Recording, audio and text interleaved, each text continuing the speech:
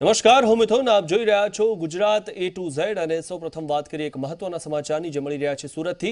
સુરતના અડાજણ વિસ્તારમાં મહિલા તબીબે ગળે ફાંસો ખાઈને આપઘાત કર્યો છે. મહિલાએ ઘરમાં ગળે ફાંસો ખાઈને આપઘાત કર્યો તો સાસરિયાના ત્રાસથી આપઘાત કર્યો હોવાનો આરોપ લગાવવામાં આવ્યો છે. સમગ્ર મામલે અડાજણ પોલીસે વધુ તપાસ હાથ ધરી છે. તો સાસરિયાના ત્રાસના કારણે આ મહિલાએ આપઘાત કર્યો છે અને સુરતમાં મહિલા તબીબે આપઘાત કરી લીધો. તેના ઘરમાં ગળે ફાંસો ખાઈને તેણે આપઘાત કરી લીધો છે.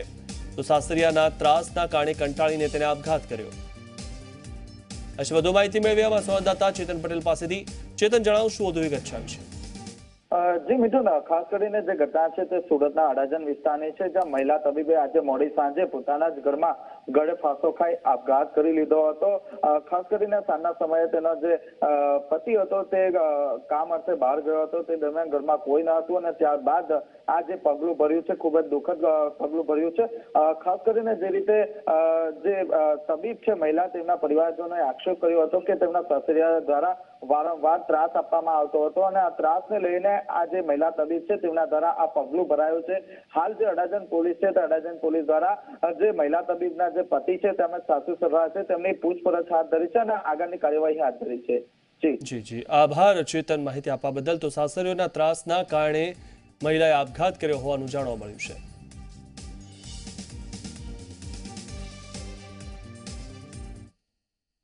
બીજા એક મહત્વના સમાચાર વડોદરાથી મળી રહ્યા છે. વડોદરા મહાનગરપાલિકાના વિસ્તારમાં વધારો કરાયો છે. વડોદરાથી દૂરના વિસ્તારોનો હવે મહાનગરપાલિકાની હદમાં સમાવેશ કરવામાં આવ્યો છે.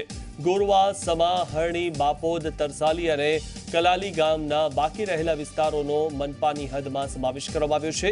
આ વિસ્તારો અત્યાર સુધી મનપાની હદમાં નહોતા આવતા, જેને કારણે ત્યાં સુવિધા પૂરી પાડવામાં મુશ્કેલી પડતી હતી.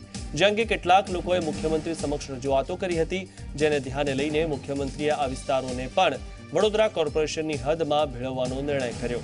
આનાથી વડોદરા કોર્પોરેશનની હદમાં આશરે 17.5 કિલોમીટર ચોરસ મીટર જેટલો વધારો થશે.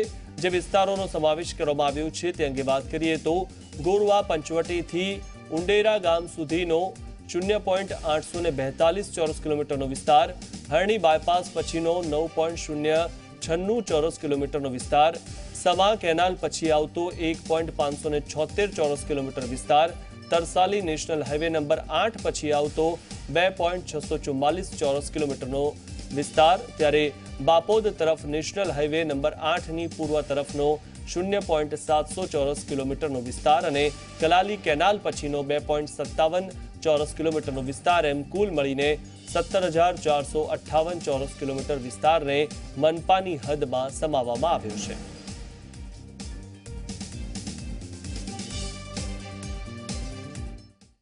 બીજા એક મહત્વના સમાચાર જે ભાવનગરથી મળી રહ્યા છે. ભાવનગરમાં સ્વાઇન ફ્લૂનો કેર યથાવત જોવા મળ્યો છે, ત્યારે સ્વાઇન ફ્લૂથી વધુ 2ના મોત થયા છે. છેલ્લા 31 દિવસમાં સ્વાઇન ફ્લૂથી 9ના મોત થયા છે. તો ભાવનગરમાં 100થી વધુ કેસ પોઝિટિવ નોંધાયા છે. ઠંડી વધી હોવાના કારણે સ્વાઇન ફ્લૂના કેસ વધ્યા હોવાની ભીતિ સેવાઈ રહી છે. ભાવનગર સરકારી હોસ્પિટલમાં 22 કેસ સારવાર હેઠળ છે. તો દિન પ્રતિદિન જે રીતે સ્વાઇન ફ્લૂના કેસમાં વધારો થઈ રહ્યો છે અને ઠંડીના કારણે સ્વાઇન ફ્લૂમાં વધારો થઈ રહ્યો છે.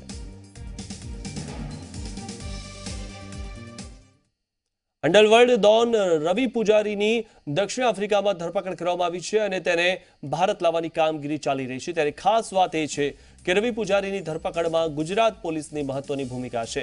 ગુજરાત ATSના હિમાંશુ શુક્લાએ કેન્દ્રીય એજન્સીઓને રવિ પૂજારી અંગે ગુપ્ત બાતમી આપી હતી અને બાતમીના આધારે કેન્દ્રીય એજન્સીઓએ રવિ પૂજારીની સેનેગલમાંથી ધરપકડ કરી.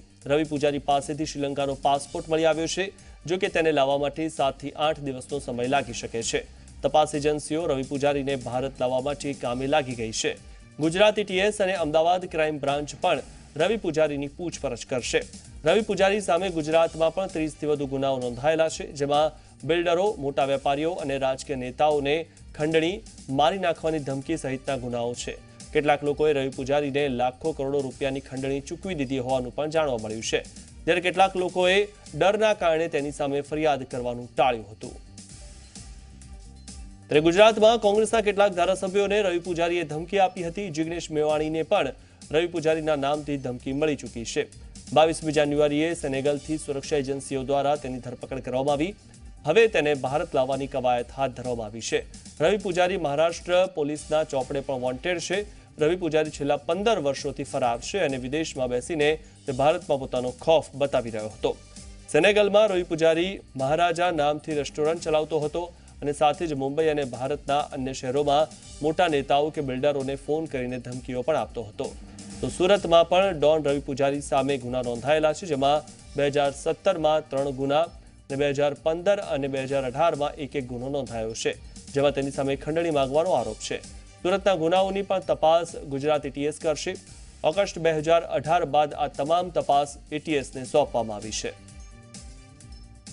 ગુજરાતની અંદર પણ રવિ પૂજારીને ઘણા ગુનાઓ દાખલ થયેલા છે, ખંડણી ધમકીના વગેરેના, જે બાબતે ગુજરાતમાં અલગ અલગ શહેરોમાં એમાં જે ગુના દાખલ થયેલા છે, જે પૈકી ક્રાઇમ બ્રાન્ચની અંદર પણ આ બાબતે જે તે વખતે ઇન્વેસ્ટિગેશન આ ગુનાઓનું કરવામાં આવેલું છે અને તેની અમે રવિ પૂજારીના વિરુદ્ધમાં જે કંઈ ગુનાઓ દાખલ થયેલા છે એનું ઇન્વેસ્ટિગેશનના ભાગરૂપે અમે પણ રવિ પૂજારીની કાયદેસર કાર્યવાહી કરવા માટે લીગલ વે ઉપર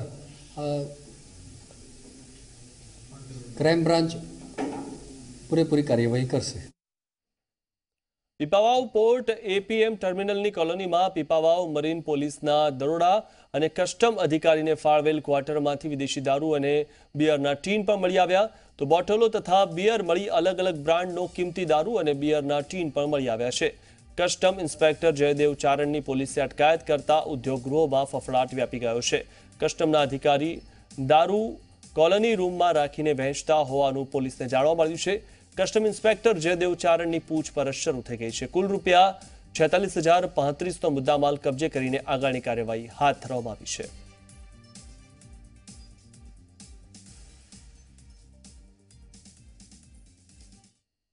મોરબીના ટંકારાની લાઈફ સ્લિક્સ વિદ્યાલયમાં વિદ્યાર્થીને સંચાલક અને શિક્ષકોએ માર માર્યો હોવાની ઘટના સામે આવી. શાળામાં ફટાકડો કેમ ફોડ્યો તેમ કહીને વિદ્યાર્થીને માર મારવામાં આવ્યો હતો.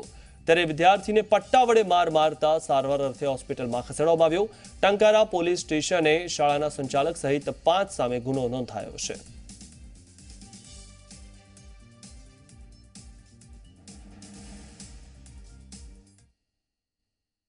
મહુવામાં ખેડૂતો પરના દમનના મામલે હાઈકોર્ટે આદેશ આપ્યો છે. ખેડૂતો પરના પોલીસે જે દમન કર્યું હતું, પોલીસકર્મીઓ સામે એફઆઈઆર નોંધવા માટે કોર્ટે આદેશ આપ્યો છે. હાઈકોર્ટે જે આદેશ કર્યો છે તેમાં એસપી, ડીવાયએસપી સહિતના અધિકારીઓ સામે ગુનો નોંધાઈ શકે છે. અલ્ટ્રાટેક સિમેન્ટ કંપનીના વિરોધમાં ખેડૂતોએ આંદોલન કર્યું હતું અને પોલીસે તેમના પર દંડાવાળી કરી હતી. ઘણા બધા ખેડૂતો ઘાયલ પણ થયા હતા.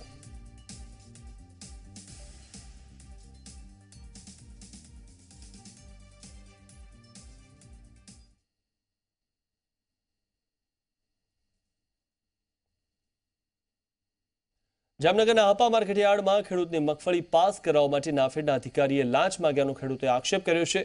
માર્કેટયાર્ડમાં મગફળી વેચવા આવેલા ખેડૂતે અધિકારીના દ્રશ્યો મોબાઈલમાં કેદ કર્યા છે. ખેડૂતની મગફળી ઉતારા મુજબ ખરીદવા લાયક હોય તેમ છતાં ન લેવાતા અધિકારીએ લાંચ માંગી હતી. અધિકારીએ ખેડૂત પાસેથી રૂપિયા 1500ની લાંચ માંગી હતી. ખેડૂતે અધિકારીને 500 રૂપિયા આપીને સમજાવટ પણ કરી હતી. સમગ્ર ઘટના ખેડૂતે મોબાઈલમાં કેદ કરી છે. 500 દઈ દઈએ બીજું ભાઈ કહેતા હતા કે તમારી માંડવી હાલે એમ નથી ને કે 2500 રૂપિયા હાલો કે 2500 રૂપિયા આપો એમ. હા, મેં કીધું 2500 નથી 1500 હાલી દે. હા તો કે 1500 નહીં પણ છેલ્લા 500 રૂપિયા હાલી દે. હા પછી વયા ગયા. હા તો એ પૈસા લેવાનું ટૂંકમાં તમને કીધું પણ તમારી પાસે હાલ 500 જ હતા, 1500 હતા નહીં, બરાબર? હા મારી માંડવી સારી જ છે, માંડવી પૂરેપૂરા ઉતારાની 15ની. હા દાહોદના લીંબડી ગામે પેટ્રોલ પંપ પર લૂંટ થઈ હતી તેના સીસીટીવી સામે આવ્યા છે. ઝાલોદ તાલુકાના લીંબડી ગામે ગુરુવારે રાત્રે પેટ્રોલ પંપ પર આ ઘટના બની હતી. સીસીટીવીમાં દેખાઈ રહ્યું છે કે 3 લૂંટારુઓ રાત્રિના સમયે પેટ્રોલ પંપની ઓફિસમાં ઘૂસીને તિજોરી અને કબાટ તોડીને અંદર રહેલી કિંમતી વસ્તુઓ લઈ જાય છે.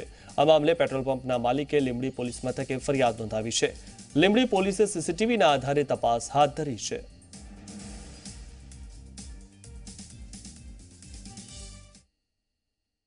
મુખ્યમંત્રી સાથેની મુલાકાત બાદ કોંગ્રેસના ધારાસભ્ય અલ્પેશ ઠાકોરે પ્રતિક્રિયા આપી કે ધારાસભ્ય તરીકે તમામ લોકોને મળવાનું થતું હોય છે અને આ એક વહીવટી પ્રક્રિયાનો ભાગ છે, તો રાજીવ સાતવ સાથેની મુલાકાત પણ પહેલેથી નક્કી હોવાની વાત અલ્પેશ ઠાકોરે કરી છે.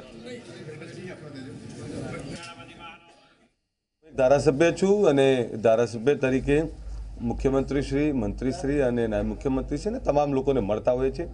આ વહીવટી પ્રક્રિયાનો ભાગ હોય એને કોઈ બીજી રીતે મૂલવવાની જરૂર નથી. આપને કીધું અમારો એક કાર્યક્રમ અઠવાડિયા પહેલાં ફિક્સ હતો. રાજીવ સાતવ સાહેબ, અમારા માનનીય પ્રમુખ શ્રી અમિતભાઈ, અમારા માનનીય વિરોધ પક્ષ નેતા પરેશભાઈ ધાનાણી, એટલે અમારા ચારેયની આ મિટિંગ એ આવનારી ચૂંટણીઓમાં પાર્ટી સંગઠન અને લોકસભાની ચૂંટણીઓને ધ્યાનમાં રાખીને હતી. એ અઠવાડિયા પહેલાં જ ફિક્સ હતી.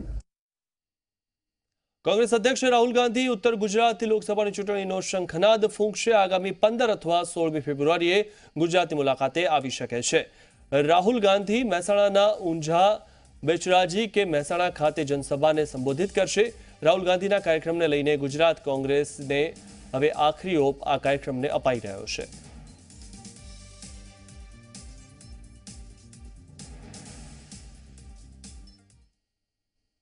લોકસભાની ચૂંટણીને લઈને કચ્છમાં જિલ્લા ભાજપ કાર્યાલય ખાતે મહત્વની બેઠક યોજવામાં આવી હતી, જેમાં લોકસભા ચૂંટણીની તૈયારીઓ સંદર્ભે ચર્ચા કરવામાં આવી. વિધાનસભા દીઠ નિયુક્ત કરાયેલા ઇન્ચાર્જ અને સહ ઇન્ચાર્જ બેઠકમાં હાજર રહ્યા હતા અને તેમને સોંપાયેલી જવાબદારીનું વિકેન્દ્રીકરણ કરીને છેવાડાના લોકો સુધી પહોંચી શકાય તે માટેનું આગોતરું આયોજન કરવામાં આવ્યું હતું.